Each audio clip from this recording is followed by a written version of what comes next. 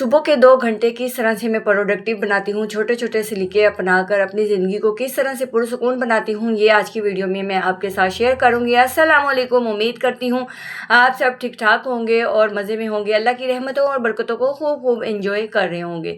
जी, सुबह आप जैसा कि आपको पता है कि नमाज़ फ़जर के बाद काफ़ी टाइम होता है, उसके बाद जो है ना मुझे पता था कि रात को एग्स आ चुके हैं और एग्स जो थे मैंने वॉश कर दिए थे, उनको ड्राई होने के लिए रख दिया था। फिर भी आपको पता है कि कहीं न कहीं कोई मॉइस्चर रह जाता है, मॉइस्चर से जो है ना फंगस पैदा होती है, जिसकी वजह से मैं इनको सर्दियों में भी और इन हब्स के दिनों में ना मैं इनको अच्छे से क्लीन करके फिर ही रखती हूँ। तो इस तरह से जो है ना मेरा काम जो है ना सिमट जाता है। थोड़ी देर की परेशानी ज़रूर होती है लेकिन सुकून देर का होता है। तो इस तरह से मैं इनको अच्छे से क्लीन करके वॉश करके अच्छे से रख देती हूँ और फिर जिस तरह से ज़रूरत होती है उसी तरीके से इनको इस्तेमाल कर देती हूँ। क्योंकि साफ़ ज़ाहिर है जो एग्स होते हैं वो साफ़ सुथरे तो होते नहीं हैं, इसलिए मैं इनको अच्छे से वॉश कर देती हूँ। फिर जब तक मैंने अंडे वॉश करके रखे थे उस वक़्त तक फिर मैंने जो है ना टोमेटो पील कर लिए थे। मेरा ये 1 दिन का प्लान था, 1 दिन पहले का। तो ये जी मैंने टोमेटो जो थे वो पील कर लिए थे। अब इनको अच्छे से ग्राइंड कर लेंगे। आप किस तरह से टोमेटो क्यूब्स बनाते हैं मुझे ज़रूर बताइएगा। मैं तो इनको पील करके बनाती हूँ क्योंकि छिलका जो है ना मेरे हस्बैंड भी पसंद नहीं करते और वैसे भी हमारे घर में टोमेटो जो है ना वो पील करके ही इस्तेमाल किया जाता है। चाहे मैं इनको बगैर क्यूब्स के भी इस्तेमाल करूँ तो भी मैं इनको पील करके ही यूज़ करती हूँ। तो इस तरह से मैं इनको अच्छे से ग्राइंड कर लूँगी। अच्छे से ग्राइंड करने के बाद इनके जो टोमेटो क्यूब्स हैं वो बहुत अच्छे बन जाएंगे। बस ख्याल इस बात का रखना है कि पानी जो है ना बहुत कम इसमें ऐड करना है। इतना सा ऐड करना है कि बस हमारे जो टोमेटो हैं वो बस ग्राइंड हो जाएँ। ये छोटे-छोटे सलीके होते हैं जिससे हमारे घर की रूटीन जो है ना वो आसान हो सकती है। अब इनको मैं डिश आउट कर दूँगी। कभी तो मैं इनको अंडे वाली ट्रे में ही कर लेती हूँ। जब अंडे की ट्रे फ्री होती है, अंडे मंगवाने वाले थे उस वक़्त मैंने उसमें क्यूब्स बना लिए थे और अब मैं इसमें बना लूँगी और जब मैं इसमें से निकालूँगी नेक्स्ट व्लॉग में ये भी मैं आपके साथ शेयर करूँगी कि किस तरह से मैं इसके क्यूब्स बनाऊँगी। अभी फ़िलहाल जो है मैंने इसे फ्रिज में रख दिया था। टोकरी में जो है ना बहुत ज़्यादा मैस हो रहा था सुबह-सुबह। फिर मैंने उसको रखने के बाद जो है ना मैंने टोकरी को सेट करना शुरू कर दिया क्योंकि साफ़ ज़ाहिर है चाय वगैरह बनती रहती है और जब हम जल्दी में चीज़ें उठाते हैं रखते हैं तो इस तरह से चीज़ें जो है ना वो आगे पीछे हो जाती हैं। कोई बात नहीं, उनको फिर मैं सुबह इस तरह से कर लेती हूँ या फिर रात को ये काम जो है ना मैं समेट लेती होती हूँ जिस तरह से मुझे आसान लगता है। बल्कि सुबह के टाइम जो होता है ना वो ज़्यादा ईजी हो जाता है, थोड़ी सी गर्मी भी कम होती है।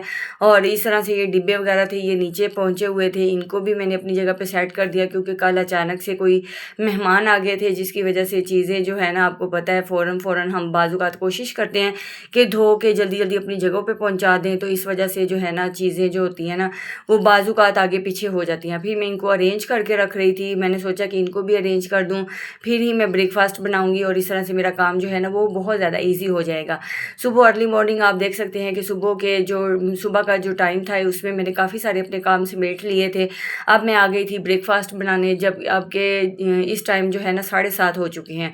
7:30 बजे जो है ना मैं ब्रेकफ़ास्ट बना लूँगी। मैंने अपने हस्बैंड के लिए, अपने लिए और अपने ससुर के लिए रोटी बना ली थी और आज मेरा बेटा भी उठ गया था तो फिर मैंने उसके लिए उसको पूछा कि आपने क्या ब्रेकफ़ास्ट करना है?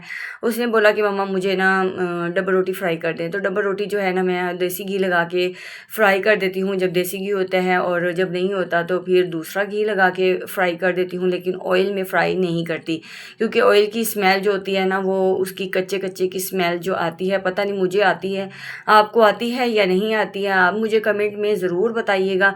तो इस तरह से जो है ना मैंने अपनी और मेरे हस्बैंड की चाय बना ली थी और मेरे बेटे को भी चाय दे दी थी। उसने चाय में ये डिप करके डबल रोटी खाई थी। वैसे वो चाय नहीं पीता, अब डिप करके उसने खा लिया और उसके बाद जो है ना वो चाय जो होती है ना वो छोड़ देता है। वो चाय फिर मुझे ही पीना पड़ती है, लेकिन ये है कि बच्चे जिस तरह से ख्वाहिश करें उनकी उस तरीके से ख्वाहिश जो है ना वो फिर पूरी करनी पड़ती है क्योंकि अगर हम ना करें तो फिर बच्चे जो होते हैं ना वो फिर उस तरीके से फिर खाना ही नहीं खाते, कहते हैं हम खाते ही नहीं हैं। तो इसलिए फिर जिस तरह से वो कहते हैं मैं कर लेती हूँ। हमने जो सालन बनाया था वो मुझे अच्छा नहीं लग रहा था, मैंने अपने लिए एग बना लिया था। तो उसके बाद जो है ना नाश्ता किया। नाश्ते के बाद जो बर्तन हैं उन्हें धो लेंगे। बर्तन धोने के बाद फ़ौरन से ही मैं बर्तन धो लेती हूँ। जैसे मैंने नाश्ता किया बस 5-7 मिनट में बैठती हूँ, उसके बाद जो है ना मैं बर्तन वॉश कर देती हूँ क्योंकि मुझे पता है दूध वाले ने आ जाना है। तो दूध वाला आएगा फिर मैं दूध गर्म करने लग जाऊँगी, छोटी गुड़िया उठ जाएगी और दूसरा बेटा भी उठ जाएगा, तो इस तरह से जो है ना फिर बहुत ज़्यादा काम बढ़ जाते हैं।